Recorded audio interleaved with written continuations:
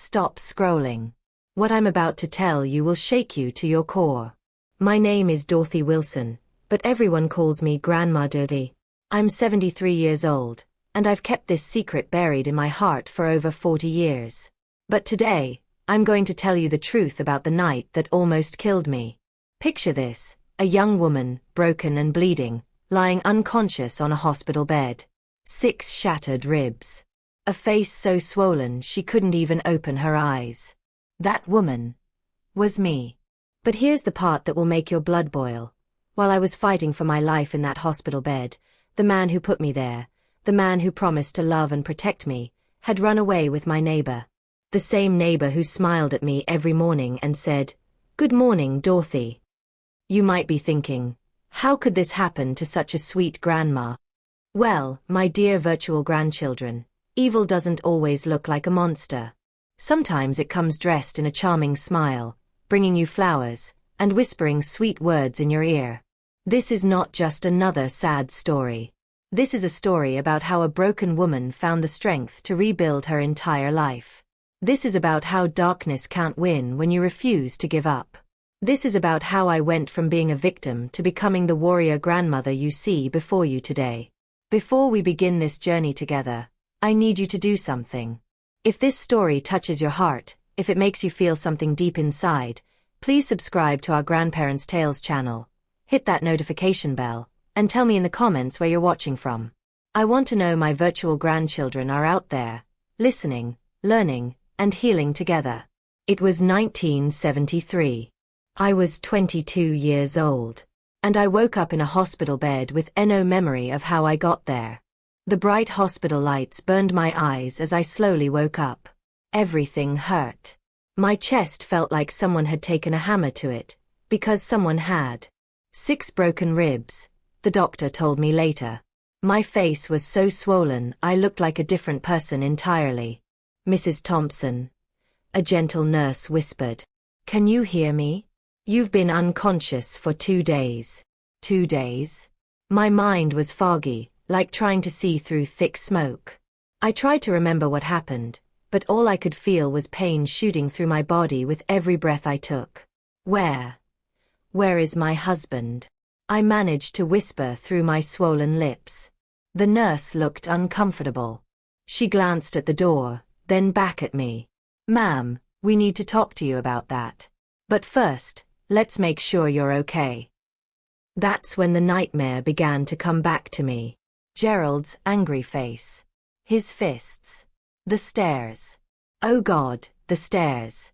I remembered flying through the air, my body hitting each step like a rag doll, and then, darkness. But let me take you back to the beginning, my dear ones. Because to understand how I ended up broken and bleeding in that hospital bed, you need to know about the little girl who believed in fairy tales.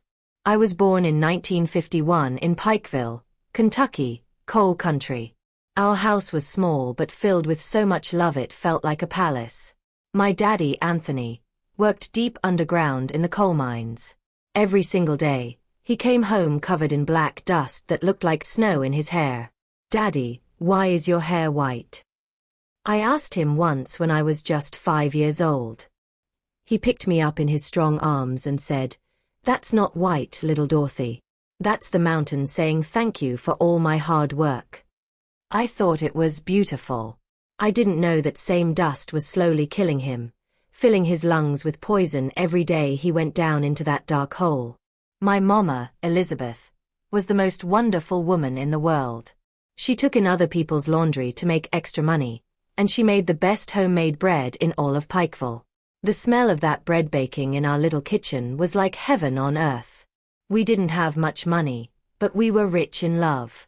Our house had just 2 bedrooms, one for Mama and Daddy, one for me and my 2 sisters. We had a kitchen with a wood stove that Mama kept burning all day long, and in the back, we had apple trees, peach trees, cherry trees, and Mama's vegetable garden that she tended like it was made of gold. But the most beautiful thing about our home wasn't the trees or the garden or even Mama's bread. It was watching how my daddy loved my Mama. Every single day, after working in those dangerous mines for 12 hours, Daddy would come home tired and dirty. But the first thing he always did was walk up behind Mama while she was cooking dinner, wrap his arms around her waist, and kiss the top of her head. "How was your day, my beautiful Elizabeth?" he would ask, like she was the most precious thing in the entire world. Mama would lean back into his chest and smile, that special smile she saved just for him. "Better now that you're home safe," she would whisper. "I watched this every single day of my childhood. I thought this was how all men treated their wives. I thought every woman was loved like a treasure, protected like a princess, and treated with respect and kindness. Dorothy," my mama told me one day while we were hanging laundry on the line, "when you find a man to marry, make sure he looks at you the same way your daddy looks at me." "How does daddy look at you, Mama?" I asked. She stopped hanging up a sheet and smiled. "Like I'm the most important thing in his whole world. Like he would do anything to make me happy. Like he respects everything I am." My daddy heard us talking and walked over. He put his hand on my shoulder and said, "Dorothy, my little girl, a man who truly loves you will respect everything about you. He'll never try to change you or hurt you or make you feel small. Love should make you feel safe, not scared." If only I had remembered those words when I met Gerald. I grew up believing in fairy tales because I lived in one every day. I saw Prince Charming come home from work covered in coal dust. I saw him treat his princess like she was made of the finest china. I saw real love, and I thought it was normal. School was far away. I had to walk almost an hour to get there every morning. But I loved learning. I was good with words, always reading everything I could get my hands on. My daddy, even though he never got much education himself, always encouraged me. "Education is the only thing nobody can ever take away from you, Dorothy," he would say. "You learn everything you can, little girl. You're going to do amazing things." I graduated from teacher training school in 1970 when I was just 19 years old. I was the first person in my entire family to get a diploma. When they called my name at graduation, I looked out into the crowd and saw my daddy crying. He was trying to hide it, looking down at his hands, but I saw that single tear roll down his cheek. That tear meant more to me than all the applause in the world. I got a job teaching at a small school near home. Children from 7 to 10 years old, all in one classroom together. I loved my work so much. Seeing their little faces light up when they learned to read a new word, watching them discover that they were smart and capable. It filled my heart with joy. I felt useful. I felt important. I felt like I was exactly where God wanted me to be. And that's when he walked into my life. It was a Tuesday morning in September 1971. I was writing math problems on the blackboard when I heard the classroom door open behind me. I turned around and saw the most handsome man I had ever seen in my life. He was tall with dark hair, dressed in a clean blue shirt and nice pants. He had polished shoes and a thin mustache that made him look like a movie star. But it was his smile that made my heart skip a beat. "Excuse me," he said in a voice as smooth as honey. "Are you the teacher?" I felt my face turn red. "Yes, I'm Dorothy Wilson. Nice to meet you." "The pleasure is all mine," he said, taking off his hat like a true gentleman. "Gerald Thompson. I'm here to enroll my nephew in your class." When he shook my hand, his was warm and strong. I felt something I'd never felt before, like electricity running through my whole body.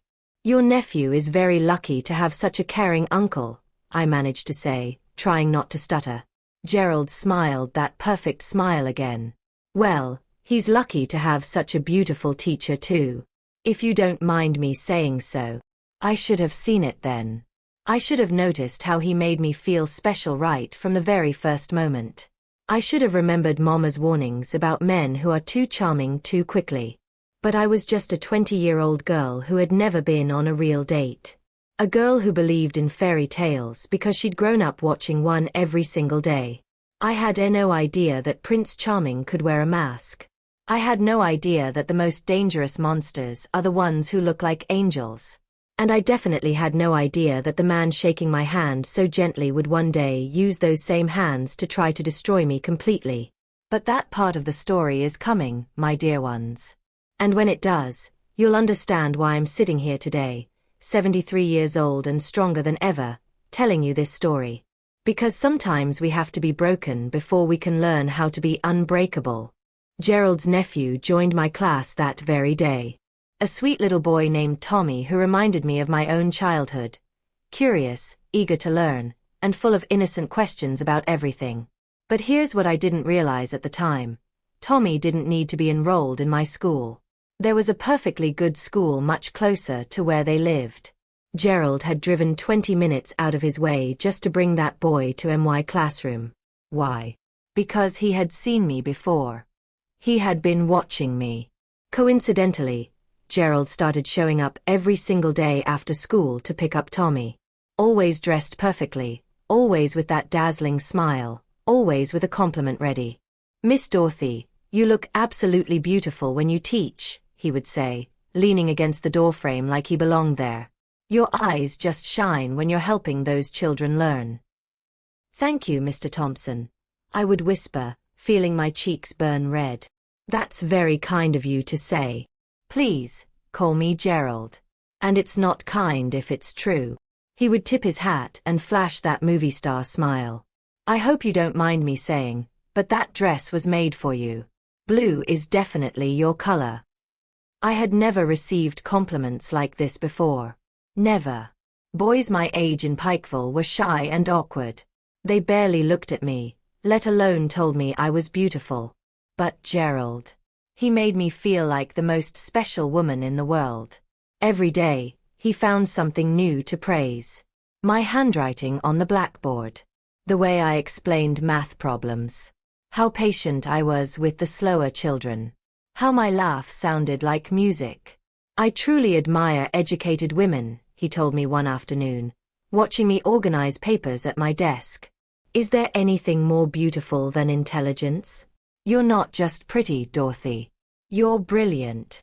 My heart would race like a galloping horse every time he spoke to me. Here was this sophisticated man. He sold furniture for a living, traveled to different towns, met all kinds of people, and he was interested in me. Little Dorothy from coal country. One day in October, he asked the question that changed everything. "Dorothy," he said, his voice softer than usual, "would you like to go get ice cream with me after school? There's a new place in town, and I've been hoping for an excuse to try it." Ice cream. Just ice cream. But for me, it felt like he was asking me to marry him. My hands started shaking. I don't know," I stammered. "I've never really gone on a date," he finished gently. "Dorothy, I promise you have nothing to worry about. I'm a gentleman. We'll just talk, get to know each other better. What do you say?" I should have talked to my parents first. I should have been more careful. But those kind eyes and that perfect smile made me feel brave. "Okay," I whispered. "I'd like that." That night, I told Mama about the invitation. She stopped stirring the pot of beans and looked at me with concern in her eyes. "Daughter, be careful," she said quietly. "Men who are too handsome usually know they're handsome. And men who know they're handsome sometimes think they can get away with things." "But Mama, he's been nothing but respectful," I protested. "He hasn't even tried to hold my hand. He makes me feel special." Mama sighed and touched my cheek gently. "That's exactly what worries me, sweetheart. A man who makes you feel special too quickly might be trying to make you forget to be careful." "What do you mean?" "I mean," she said, looking directly into my eyes, "your daddy made me feel special by proving he was trustworthy first. This Gerald is making you feel special with just words. Words are easy, Dorothy. Actions take time. But who listens to mother's advice when your heart is beating fast and you're 20 years old and you think you've met your Prince Charming?" The date was perfect. Gerald picked me up in his clean car, opened every door for me, and took me to the sweetest little ice cream shop. He ordered strawberry for me without even asking. Somehow he had noticed it was my favorite flavor from watching me eat my lunch at school. We talked for hours. He told me about his dreams of owning his own furniture business someday. How he wanted to build something lasting, something he could be proud of. I want to provide comfort for my future wife, he said, looking at me in a way that made it very clear who that wife would be. A woman deserves to feel safe and loved and cared for. That's what a real man does. He asked about my teaching, my family, my dreams. He listened to every word like it was the most fascinating thing he'd ever heard. When I talked about wanting to help children learn, his eyes lit up. "You're going to be an amazing mother someday, Dorothy," he said softly. "Those children are so lucky to have you." By the end of the evening, I was completely enchanted. This wasn't like the awkward boys from school who didn't know what to say. Gerald was a man, confident, charming, and he seemed to understand me in a way no one ever had. When he walked me to my door, he didn't try to kiss me. Instead, he gently took my hand and said, "Thank you for a wonderful evening, Dorothy. You're even more amazing than I imagined." The courtship began slowly, always respectful, always within the boundaries I set. Gerald came to our house every Sunday for dinner. He brought flowers for Mama, talked baseball with Daddy, and helped wash dishes afterward, something no man in Pikeville ever did. "This young man seems good," Daddy commented after a few months. "But Dorothy, go slowly. Just because a man shows you his good side doesn't mean there isn't a hidden bad side." Oh, how I wish I had listened to my father's wisdom. Gerald was perfect for 6 whole months. He wrote me romantic little notes that he would slip into my school books. He remembered every story I told him about my students. When I caught a cold, he brought me homemade soup and sat with me on the porch, making sure I was comfortable. "I want to do everything right with you, Dorothy," he would say. "You deserve a man who values you, who respects you, who treats you like the treasure you are." And I believed him. Of course I believed him. Why wouldn't I? I had grown up watching my father treat my mother with love and respect every single day. I thought that was how every man treated the woman he loved. Gerald never raised his voice. Never said an unkind word. Never pushed me to do anything I wasn't ready for. Our kisses were sweet and gentle. His hands never wandered where they shouldn't. He was the perfect gentleman. After a year of this fairy tale courtship, the proposal came. It was a Sunday evening in November 1972. We were sitting on my parents' front porch swing, watching the sunset paint the Kentucky mountains golden. Gerald had been quieter than usual all day. "Dorothy," he said suddenly, getting down on one knee right there on the porch. "You have made this past year the happiest of my life. I can't imagine spending another day without you by my side." He pulled out a small velvet box. Inside was a simple but beautiful diamond ring, not huge, but perfect for a teacher's salary and a furniture salesman's dreams. "Will you marry me, Dorothy Wilson? Will you let me spend the rest of my life making you happy?" Tears were streaming down my face as I said yes. Mama and Daddy came running out when they heard me crying, and when they saw Gerald on his knee with that ring, Mama started crying too. Daddy shook Gerald's hand firmly and said, "Take care of her like I did, son. She's everything I hold most precious in this world." "You can count on it, Mr. Anthony," Gerald replied, looking him straight in the eye. "I'll make her the happiest woman in the world." The engagement party was simple but joyful.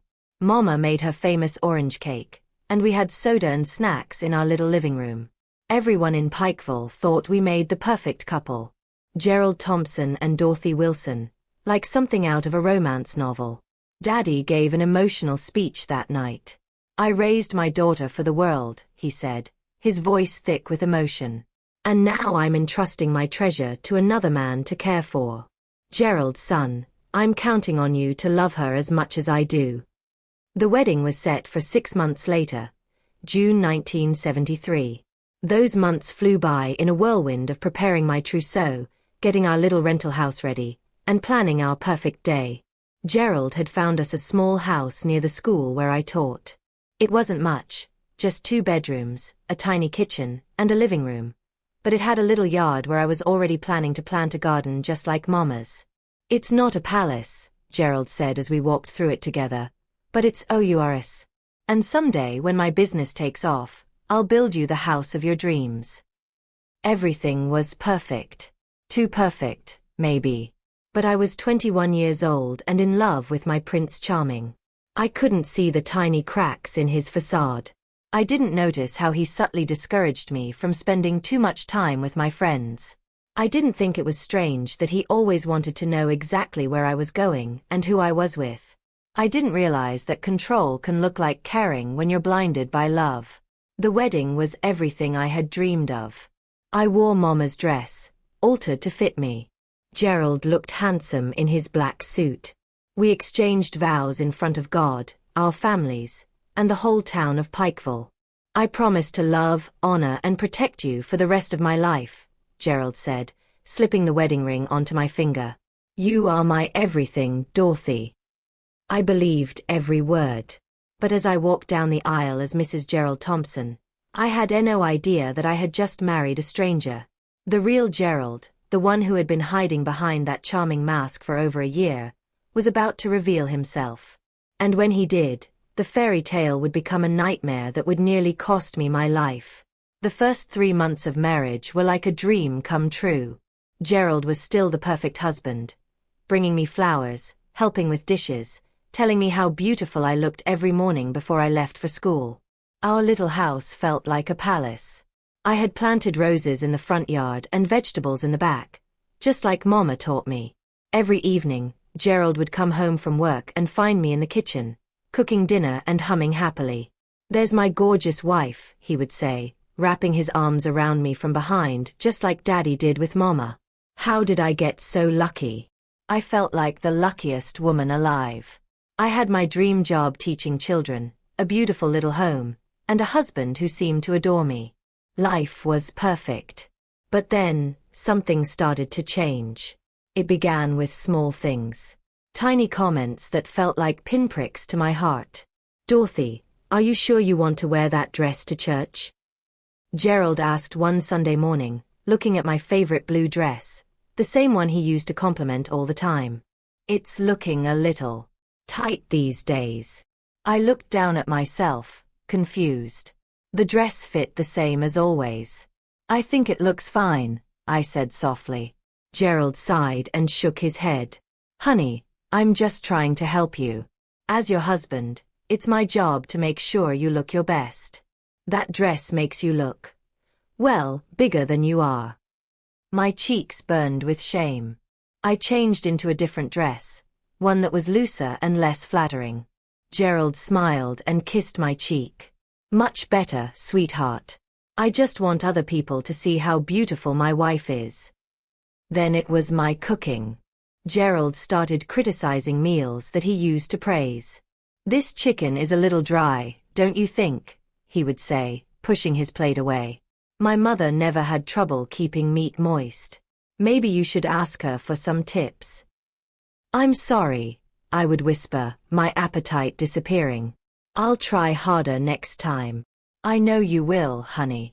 I'm just trying to help you become a better wife. My friends from school started noticing changes too. I stopped joining them for coffee after work. I stopped talking as much during lunch breaks. When they asked why, I made excuses. The truth was, Gerald didn't like me spending time with them. Those women are filling your head with nonsense, he would say. They're all single and jealous of what we have. They want to see our marriage fail. But they're my friends, I protested weakly. I'm your family now, Dorothy. I should be enough for you. Don't you love me? Of course I love you, but then why do you need other people? Am I not making you happy? The questions always made me feel guilty. Like I was being ungrateful for the wonderful life he was giving me. So I started declining invitations. I stopped calling my friends. I became more and more isolated. My parents noticed the change when we visited them for Sunday dinner. Dorothy, you seem quiet lately, Mama observed, watching me pick at my food. Is everything all right? I glanced at Gerald, who was smiling that perfect smile at my father. Everything's fine, Mama. Just tired from work. But Daddy wasn't fooled. After dinner, he pulled me aside on the porch. Little girl, you don't seem like yourself anymore, he said gently. You used to light up a room. Now you look scared. I'm not scared, Daddy. Gerald takes very good care of me. The nurse who told me about Gerald's disappearance was gentle, but her words hit me like another fall down those stairs. Mrs. Thompson, she said softly, sitting beside my hospital bed, your husband left town 3 days ago. The neighbors saw him loading boxes into his car with another woman. Mrs. Patterson. Sweet Mrs. Patterson, who used to wave at me from her garden. Who used to ask how I was doing when Gerald wasn't around. Who probably knew what was happening to me and said nothing. I should have felt angry. I should have felt betrayed.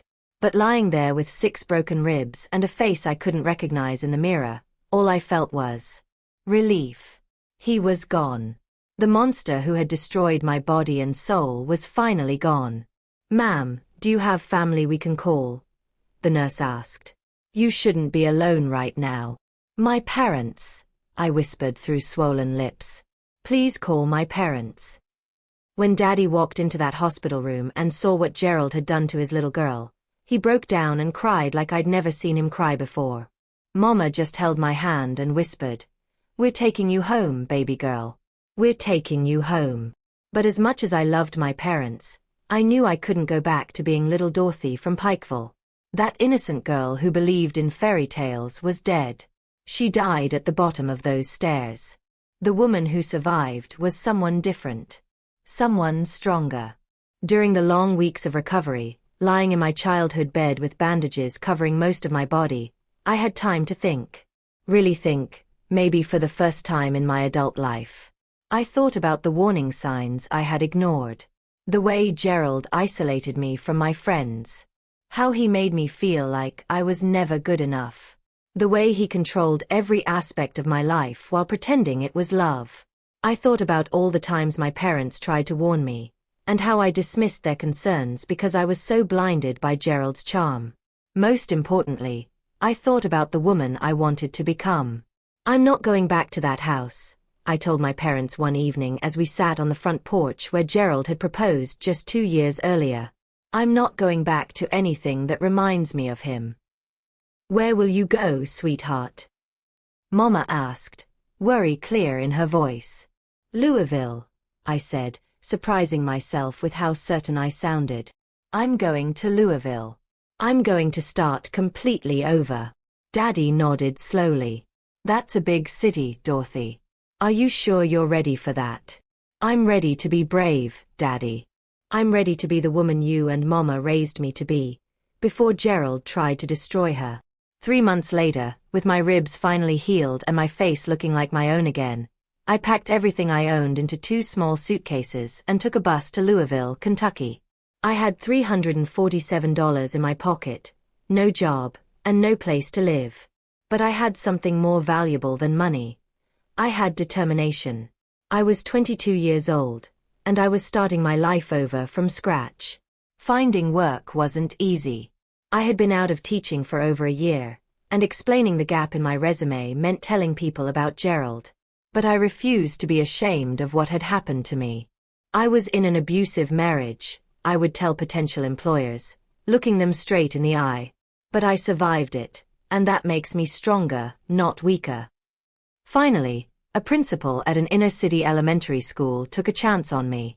We need teachers who understand that some children come from difficult homes, she said. I think your experiences, as painful as they were, might help you connect with these kids in a way others can't. She was right. My first day back in a classroom, I looked out at 30 little faces, some happy, some scared, some angry at the world. And I saw myself in every single one of them. These children came from homes where love looked like violence, where the people who were supposed to protect them were the ones hurting them, where they had learned not to trust adults because adults had let them down. My name is Miss Dorothy, I told them that first day. And I want you to know that this classroom is a safe place. No one will hurt you here. No one will make you feel small or stupid or worthless. In this room, you are precious. One little girl named Sarah raised her hand. She had a bruise on her arm that looked suspiciously like finger marks. "Miss Dorothy, how do you know we're precious? You don't even know us yet." I knelt down to her level and looked into her eyes. Eyes that looked far too old and wise for a 7-year-old.